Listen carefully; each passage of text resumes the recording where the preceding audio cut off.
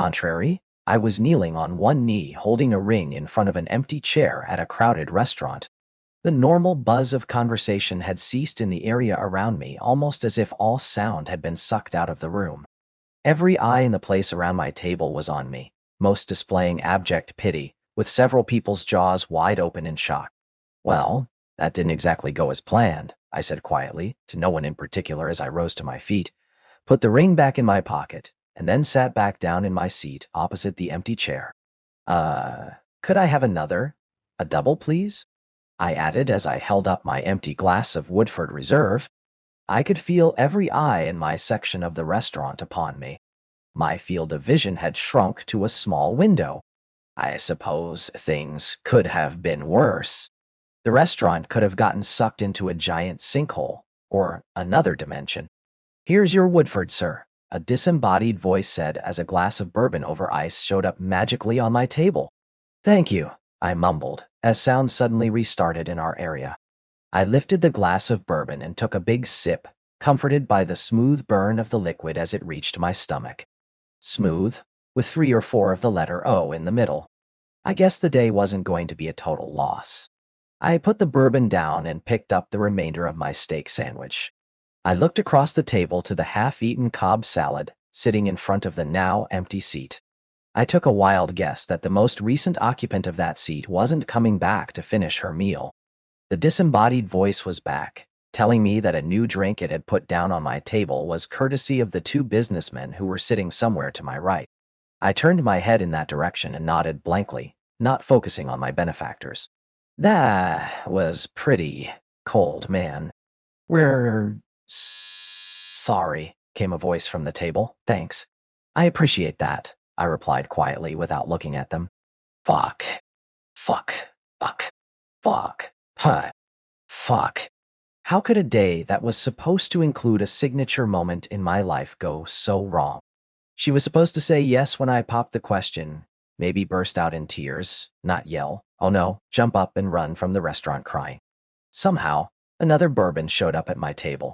I nodded and raised my hand, trying to indicate a friendly gesture at whoever sent this one over. How could I have missed the mark so badly? I sipped some more. Wah. Tracy Pearl appeared to be perfect from the first time I saw her on the campus of the Ohio State University in the fall of my senior year. I was playing frisbee with several friends in an open grass area when this dark-haired goddess and 3 other pretty girls walked past on the way to class. It was a warm fall day, and she was wearing a tight white crop top with a low V-front and skin-tight short jean shorts. She was my definition of a walking wet dream. I had just done a behind-the-back catch and was about to release a throwback to one of the guys when I spotted her. I'm pretty sure I sprained my tongue drooling as I watched her walk past. You'd better make sure to wipe off the spit before you throw that thing back," Harry Davidson yelled to me, breaking me from my indecent reverie of the moment. I heard the girls titter, blushed a bit, and fired a laser bolt back right at Harry's smart mouth. None of the girls in the group was less than an 8 on a 10-point scale. While I never lacked confidence, I knew I was no more than a 7. I was athletic, but not heavily muscled at 6 foot 170 pounds. I was okay looking, I thought, with big brown eyes and a mop of curly shoulder-length dark brown hair that never did the same thing 2 days in a row. I know I should have let the 4 keep walking, but at that point, the little brain was doing all the thinking. I trotted over to the group, introduced myself, Jake Arnett by the way, and asked for a date with the goddess of my dreams. "Yeah, now what?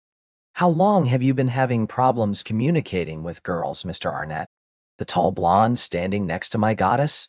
Never done this before. But what the hell? Nothing ventured, nothing gained, I said, doing my best Mr. Cliché impression. The goddess blushed deep red. Her big green eyes seemed to get wider. Then the most amazing thing happened. She smiled and said yes. I somehow resisted the urge to jump up and down and do my best touchdown dance. "You can't be serious, Tracy.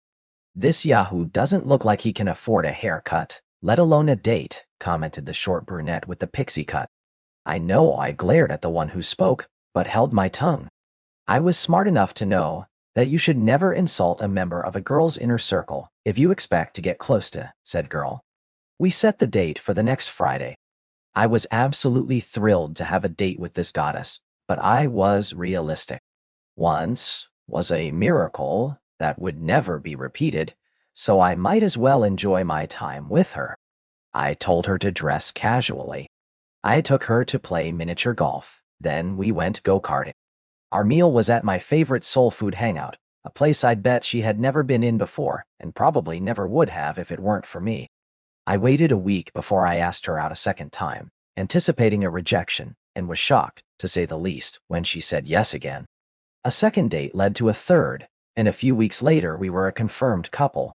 We had sex on our sixth date, and I found out that night that I was only her second partner. Her first had been her high school sweetheart, who she had been with for 6 years until he unceremoniously dumped her 3 months before I came along. I was her first boyfriend since her ex blew her off and quickly left town with the daughter of a rich man. She told me she was devastated when the boyfriend vanished because they were talking about marriage. She did seem a little skittish with me at first, but by the time we graduated 7 months later, I would have said she was completely over him.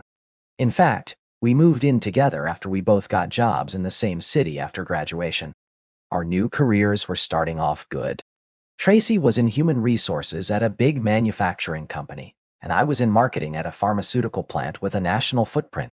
I thought we were better than good both in and out of bed, so as our second year together approached, I quietly went to a jewelry store and bought an engagement ring. I made a dinner reservation at an upscale restaurant for a Friday evening.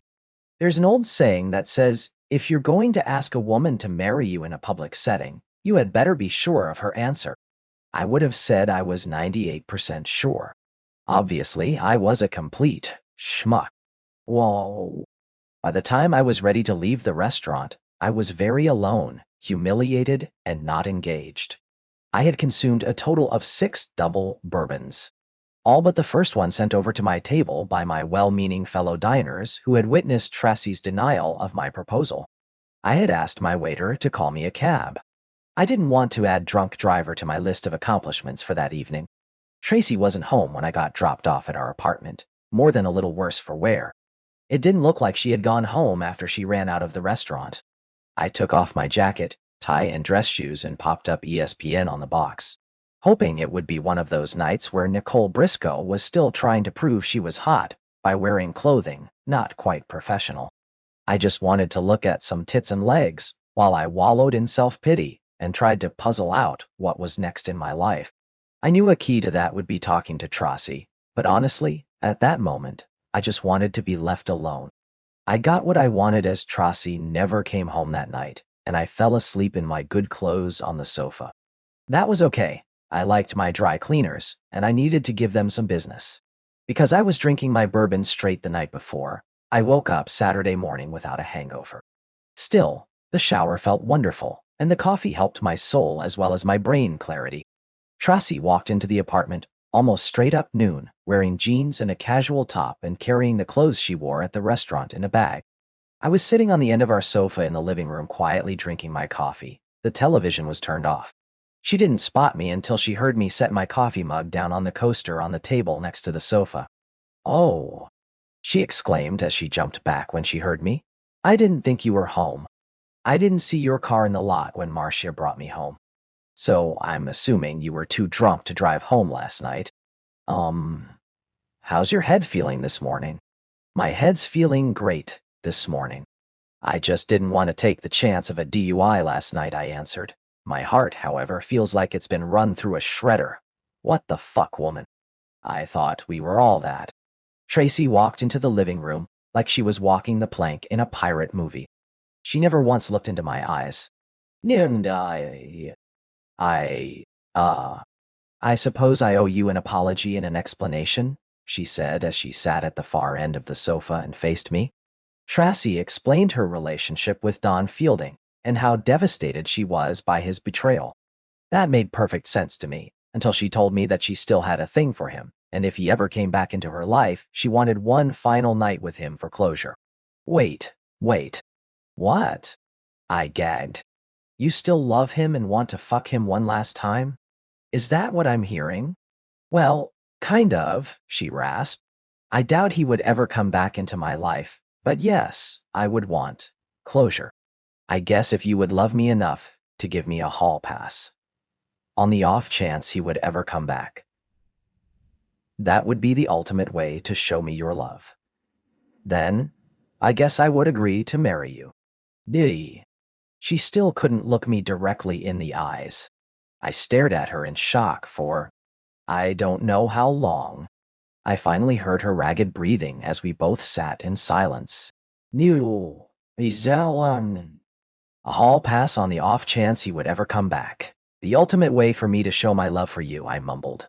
She finally looked into my eyes, and I realized that she was actually hoping that I would agree to this insanity.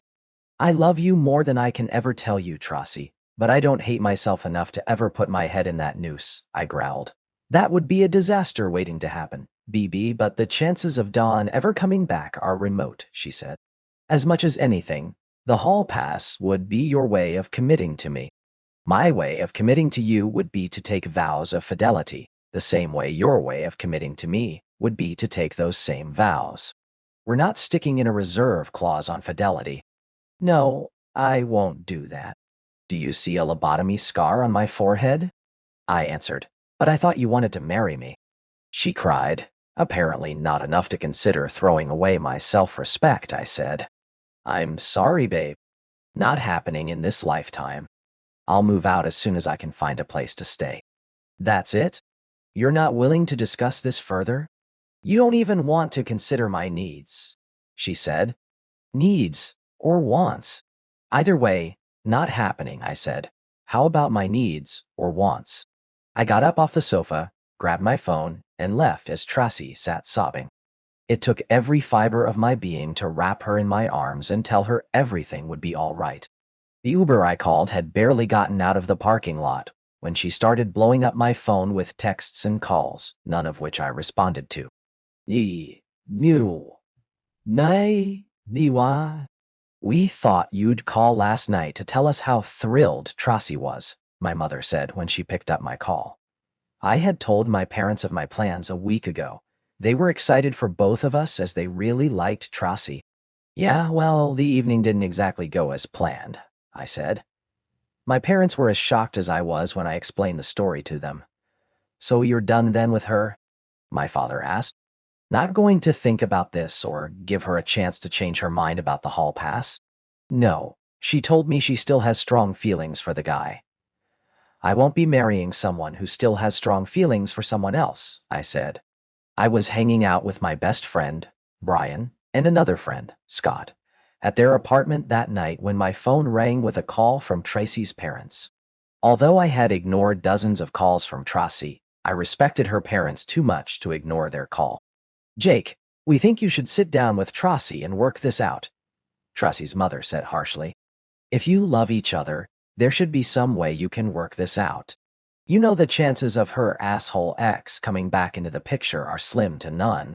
I'm sorry, Mrs. Prohl, but I'm not giving her a hall pass, because if it ever comes to pass that he does return and she has sex with him, we're done. Right then. I won't ever share my wife with anyone, I emphasized. Foolish pride, she answered. You won't ever find another woman as beautiful as my daughter. I can't believe you are willing to give her up for a minuscule chance of her having sex with another man. So you're telling me she's willing to risk giving me a minuscule chance of her having sex with another man?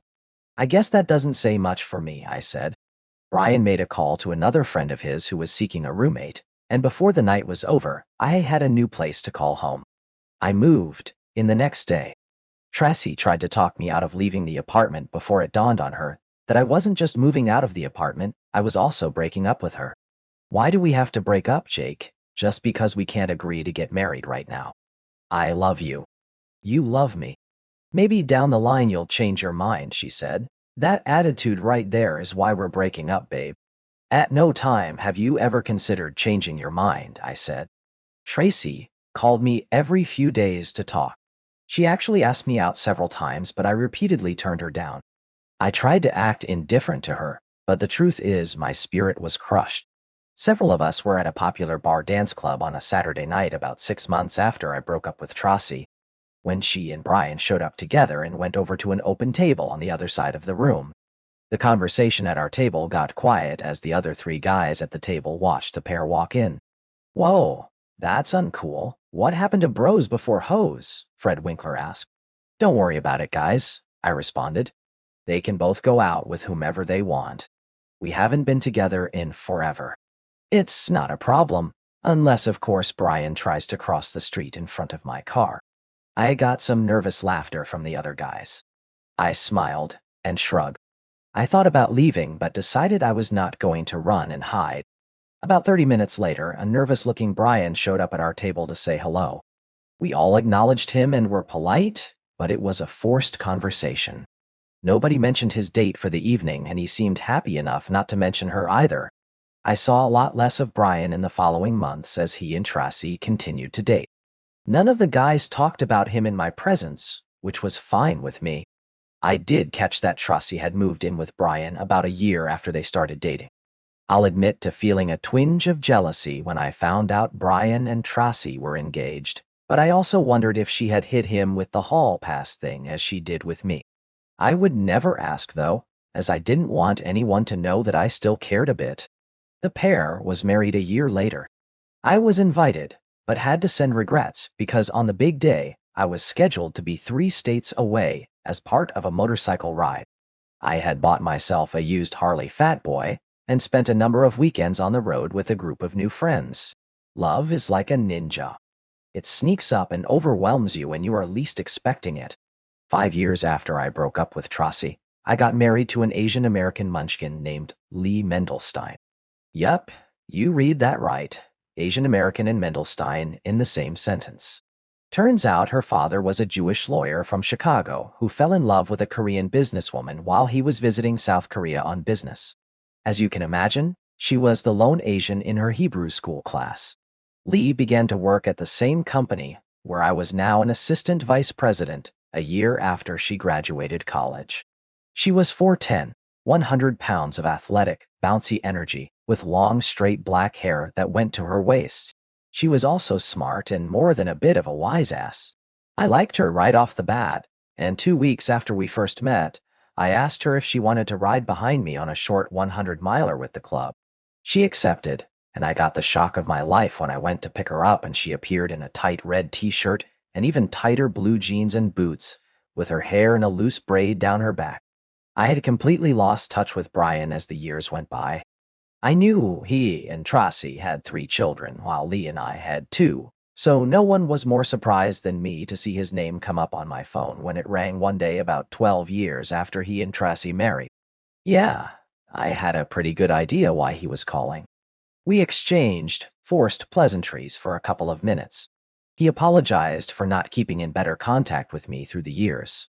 I took some of the blame for that. Then he spilled the reason for the call. This is awkward for me, Jake, and I'm not sure you'll answer me, but I have to ask. Did you break up with Tracy because she was still in love with her first boyfriend? Brian asked. I was wondering if he could feel my smile through his phone. I know I was silent for several long seconds. Yes. More silence. Okay, I get it. But I guess, need to talk. To you, I need more than one-word answers, he whined. More silence as I made up my mind on what I was going to reveal. Okay, here's the deal, Brian, I started. I've never told any of my friends before, but since you haven't been a friend in a long time, here it is. I asked her to marry me. And after first telling me that she was still in love with Don Fielding, she told me she would accept my proposal if I would give her a hall pass. A get-out-of-jail-free card so she could fuck Don Fielding one time if he ever came back into her life. There was no way on God's green earth I was going to let her fuck another man for whatever reason. We were never going to agree on that, and I wasn't going to live my life knowing that she was holding back a piece of her heart for another man. Wow, me. Yeah, she didn't tell me about this Fielding character until I asked her to marry me, Brian said. Then she hits me with this hall pass thing, saying that the chances of her ever using it are pretty small. But if I really loved her, and you wanted that pussy so bad you agreed, I finished for him. Yeah, he sighed heavily. Well, guess who showed up in town a couple of weeks ago? I don't know how he found her, or she found him. But after we argued about it for a week, she put her foot down and said she was going to do it because I had agreed to let her do it. And if I tried to divorce her, she would take me for everything she could and ruin me with my kids. Lord, I can't believe this is happening to me. I thought I had everything. He sounded distraught. I felt bad for the guy. No way. Why didn't you ever say anything? Especially after we started dating? He asked in a grinding voice. I thought we were friends. Yes, I thought we were friends too, and then you started dating my ex. A real friend would have at least talked to me first, and I might have told him what he needed to know, I said. Okay, point taken, Brian said. But she was gorgeous, and honestly, I wouldn't have listened to anything you would have said. I really wanted her. And you got her. If you were worried about me trying to claim her back, that was never going to happen, and now you know the reason why. So, what are you going to do? You know, you gave her the hall pass. You can't claim she cheated on you. Are you going to suck it up so you can keep the relationship with your kids? I asked. Probably. I love them more than life itself. I would have said that about Trossie up until a couple of weeks ago. I mean, I still love her to some extent, but it's hard having it rubbed in my face that I'm only number 2 on her list, and I'll be looking over my shoulder for the other guy to someday come back and take her completely from me, he said. No. In the meantime, I'll just have to live with her one night with her favorite lover haunting me forever. You took your chances and you got burned, buddy. Truthfully, part of me wants to jump up and down that it wasn't me who got burned. Part of me, though, still feels bad for you, I said. Appreciate the talk, Brian said before disconnecting. I had to laugh to myself. There, but for the grace of God, go I. Somehow, I lost a goddess but gained everything. Everything.